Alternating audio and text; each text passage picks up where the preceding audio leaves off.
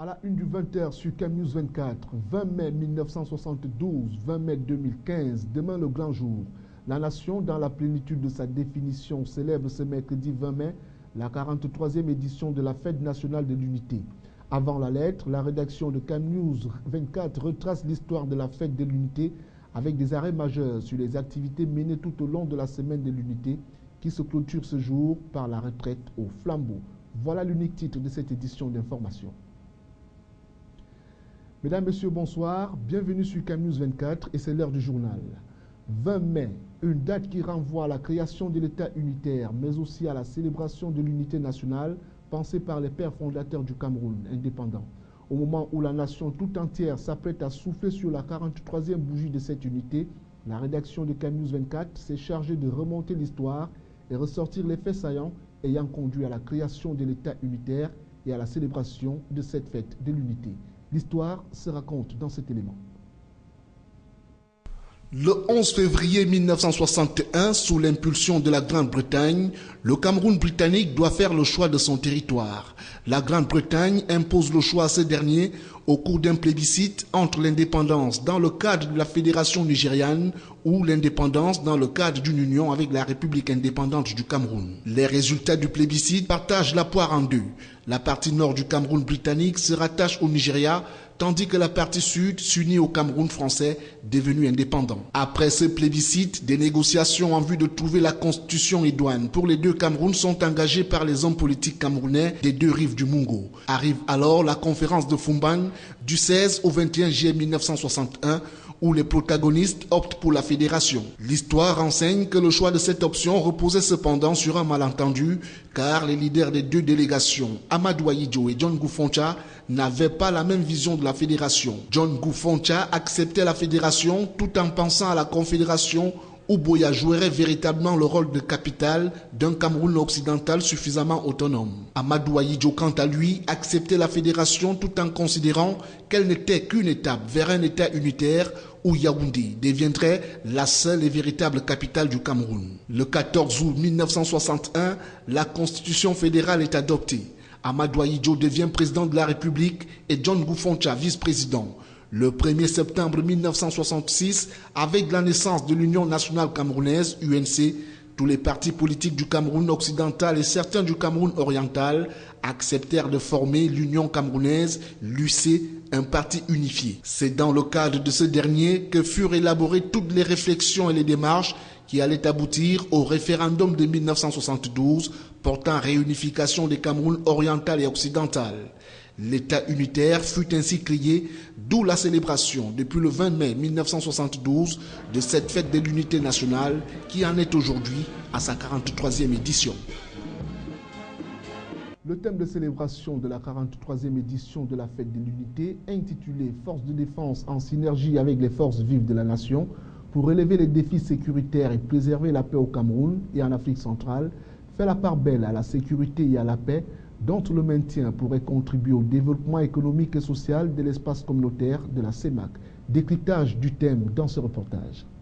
Le thème ne pouvait être autrement formulé au regard des défis sécuritaires qui interpellent la sous-région Afrique centrale en général et le Cameroun en particulier.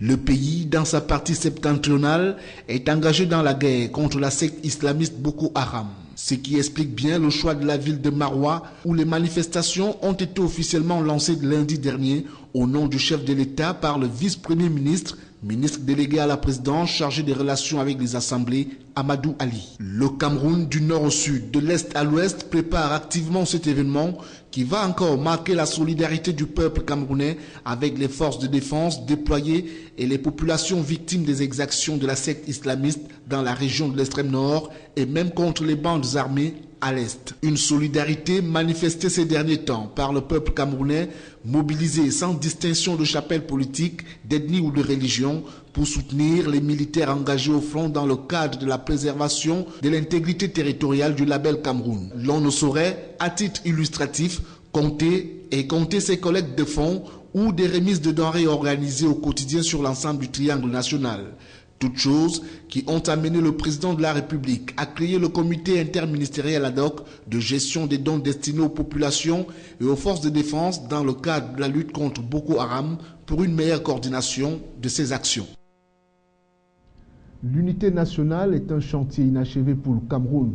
C'est du moins l'avis de certains citoyens rencontrés dans les rues de la capitale économique. Des avis qui appellent à une prise de conscience collective alors que le pays s'apprête à célébrer avec faste et solennité le 20 mai, la 43e édition de la fête de l'unité nationale. José Ngongan et Apollinaire Zubenbon.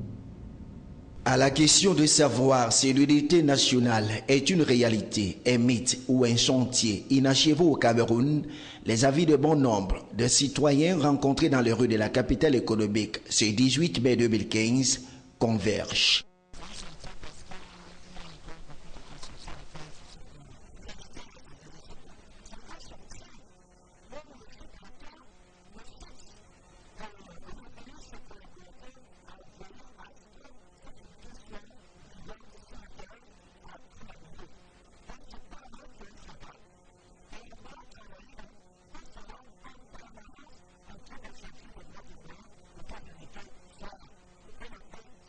Évoquent par ailleurs quelques faits historiques pour justifier leurs arguments.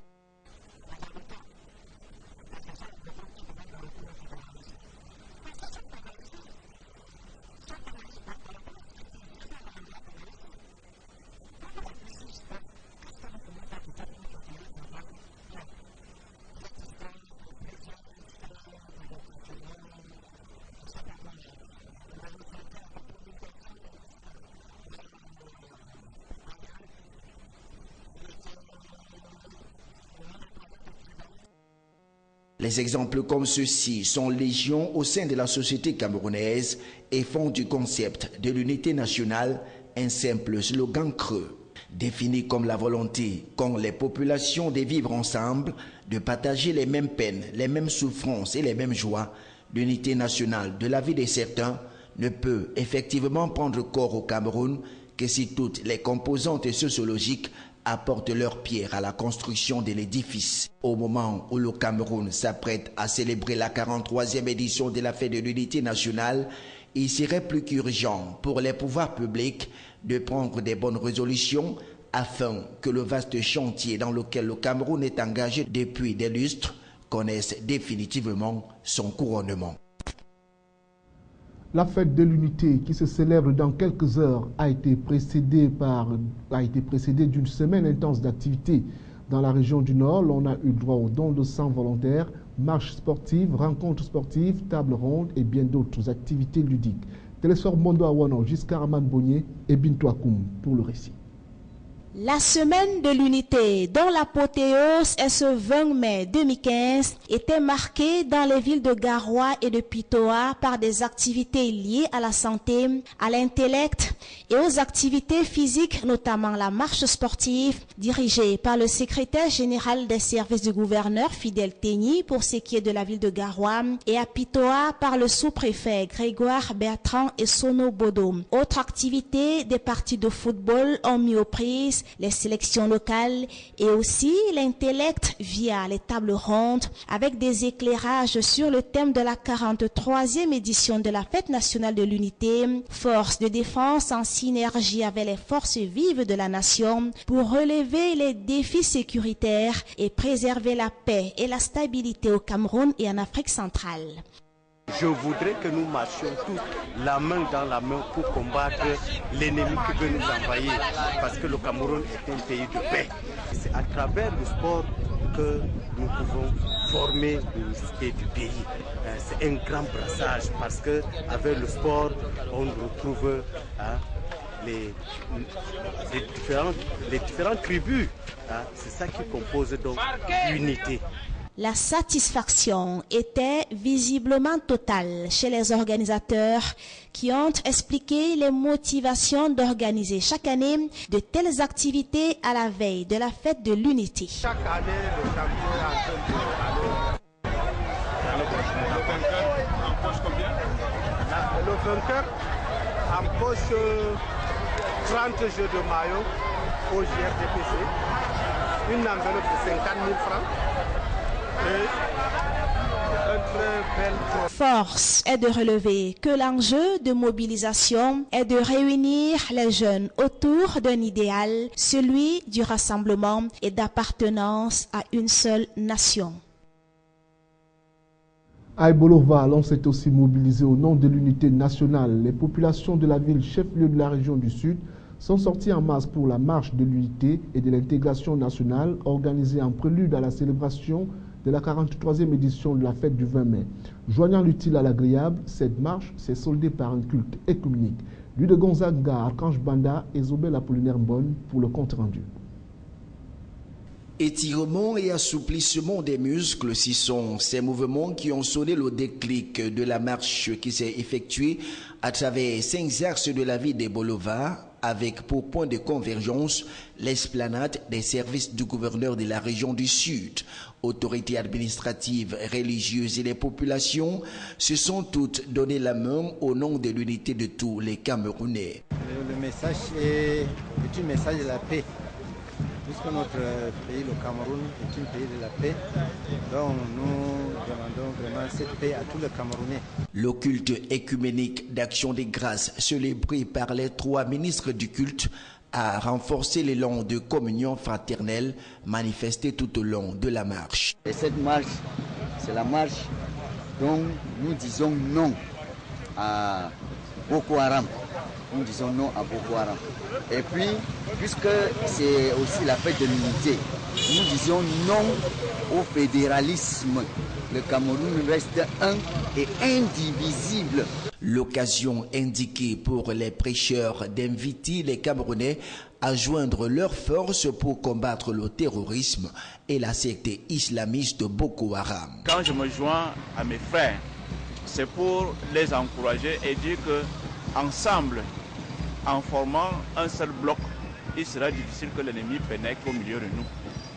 Car si nous sommes dispersés, bien sûr nous pouvons avoir beaucoup de force, mais quand ces forces sont de façon éparse, je dirais d'une mauvaise manière, il sera difficile qu'on atteigne les objectifs qu'on se fixe pour le développement et l'épanouissement de notre peuple. Cette marche, organisée par le délégué régional de la jeunesse et de l'éducation civique Christian Madia Mboutou, est coordonnée techniquement par le personnel de la délégation des sports et de l'éducation physique, a démontré s'il en était encore besoin que les Camerounais de la région du Sud, sans aucune discrimination, sont jaloux de leur unité et de l'intégrité territoriale de leur pays. Voilà qui referme la page consacrée à la fête de l'unité 2015. Dans le reste de l'actualité, l'on mentionne le double conseil ordinaire de la commune d'arrondissement de Douala-Premier. Les conseillers de cette collectivité territoriale décentralisée, réunis en plénière ce 19 mai 2015, ont examiné et adopté les comptes administratifs de l'exercice 2014. Les travaux, présidés par le maire de la dite commune, se sont déroulés en présence du premier adjoint préfectoral du Vouré, Éric Tiché et José Ngongan pour le reportage.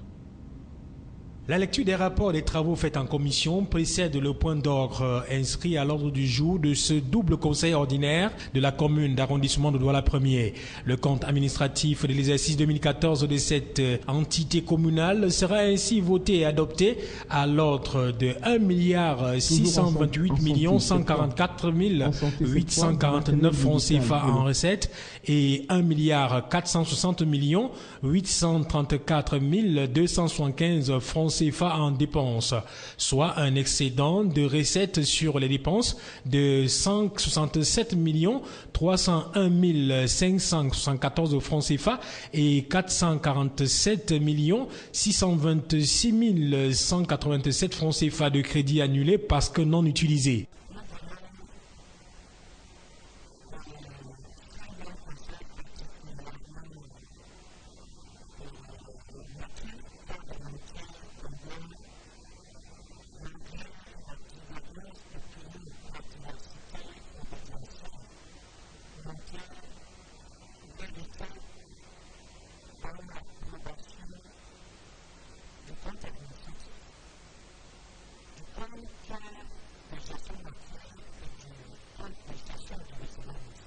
Parmi les recommandations, les conseillers vont également adopter celles permettant d'utiliser les crédits transférés à la mairie dans le cadre de transfert des compétences pour booster les investissements.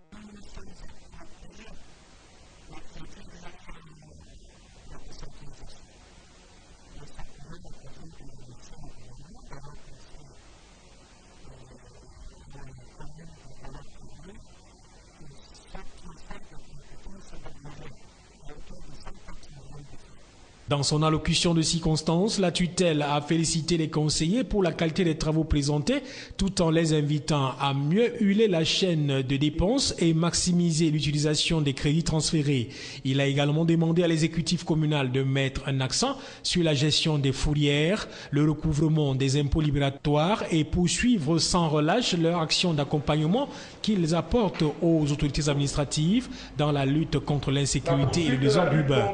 Les travaux se sont achevés par la lecture d'une motion de soutien initiée par l'ensemble du Conseil et adressée au président de la République, chef des forces armées, pour ses actions menées sans cesse contre Boko Haram. Nous considérons que En santé cette fois, du matériel médical pour les formations sanitaires engagées dans la prise en charge et le traitement des malades atteints de l'hypertension artérielle et du diabète. 2 hôpitaux de Douala et un hôpital de Limbe viennent de voir leur plateau technique renforcé par un ensemble de matériel favorable aux attentes des spécialistes de la santé pour résister efficacement à ces pathologies qualifiées de tueuses silencieuses. Benoît Dogmo et Apollinaire Zoubenbon. Selon un rapport de l'Organisation mondiale de la santé, 35% de la population camerounaise souffre de l'hypertension artérielle, tandis que 6% sont diabétiques.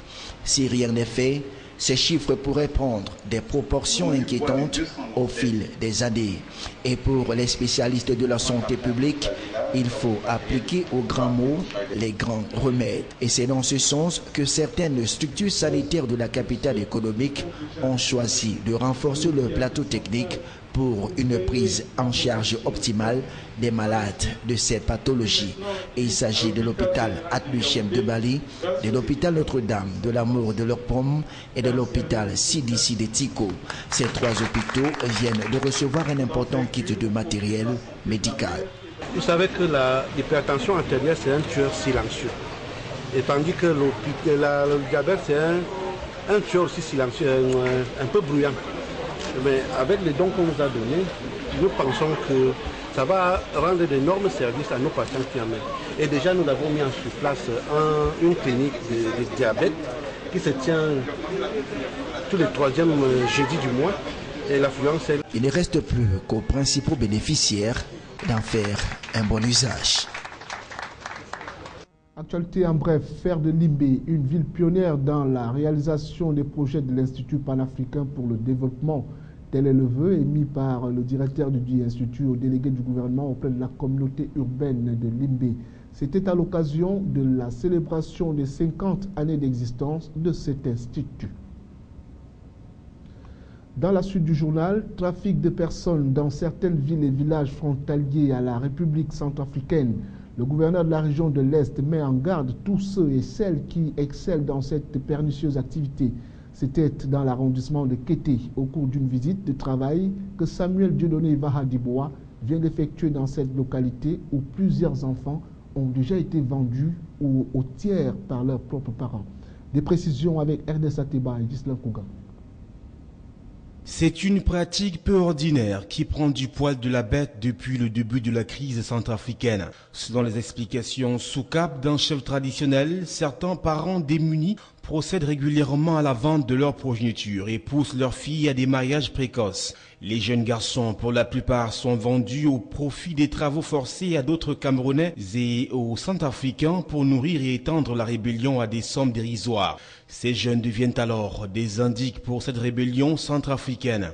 Des vols récurrents de bétail et les kidnappings observés ça et là illustrent parfaitement le travail abattu par ces derniers. Informé de la situation, le gouverneur Samuel Dieudonné Vahadiboa de la région de l'Est Cameroun a réuni urgemment les préfets des différentes localités concernées pour tenter d'y remédier. Il en a profité au cours de la descente sur le terrain qu'il vient d'effectuer dans l'arrondissement de Kété pour mettre en garde tous ceux et celles qui excellent dans cette pernicieuse activité. Pour ceux qui, au lieu de faire l'élevage paisiblement, se permettent, n'est-ce pas, d'enlever les enfants ici et là parce que ils veulent avoir de l'argent. Donc nous pensons que ce n'est pas la meilleure façon d'avoir de l'argent. J'ai eu simplement l'occasion de les mettre en garde et que tous ceux qui seraient surpris dans cette activité répondront tout simplement devant les lois de la République. L'on espère que ces paroles prononcées avec vigueur et fermeté conscientiseront ces parents irresponsables. En tout cas, ils vont répondre de leurs actes ignobles le moment venu devant les juridictions. À retenir de cette édition d'information, 20 mai 1972, 20 mai 2015, demain le grand jour, la nation dans la plénitude de sa définition célèbre ce mercredi 20 mai la 43e édition de la Fête nationale de l'unité. Avant la lettre, la rédaction de CamNews 24 a retracé l'histoire de la Fête de l'unité, marquant tout aussi des arrêts majeurs sur les activités menées tout au long de la semaine de l'unité qui se clôture ce jour par la retraite au flambeau. Fin du journal, bonne fête nationale de l'unité à tous, bonsoir.